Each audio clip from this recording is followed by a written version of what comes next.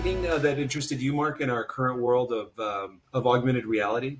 There's two companies we've been looking at. One of them is super interesting where it will take CAD CAM drawings of a building, a property, what have you, and will then from that render this 3D world. You can go on your smartphone and go into this virtual lobby or walk through a piece of real estate to where you can kind of turn your camera, so to speak, and zoom in and take a look at the granite countertop or and one of them is actually a sporting venue, and it uses the metaphor of the locker room to where you can go in and turn around and see your favorite, pro athlete star's locker. And there's this jersey. Click to buy, $79.95. Enter credit card, please.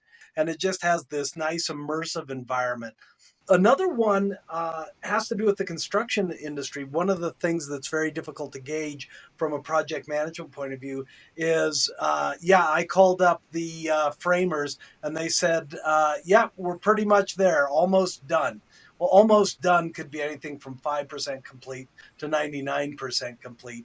What this company does, especially you can imagine with high-rise developments, is it does take a drone and it flies around a programmed pattern, taking video of the actual construction site, what really is going on, and then updating the as-built model, if you will. So a project manager can kind of jump in and say, wait a minute, we were supposed to have electrical done on the third floor. That's not even begun yet.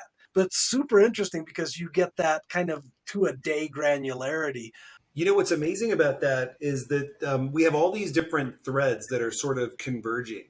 You know, we talked a lot about user interfaces in our time together, and the user interfaces of all this complex information becomes more and more and more and more and more critical. Do you think that as this proceeds, we're going to get to a point where there's no more keyboards and mouse and you're just kind of freeform communicating with the system, or are we always going to have vestiges of the generations that have gone before? What do you think?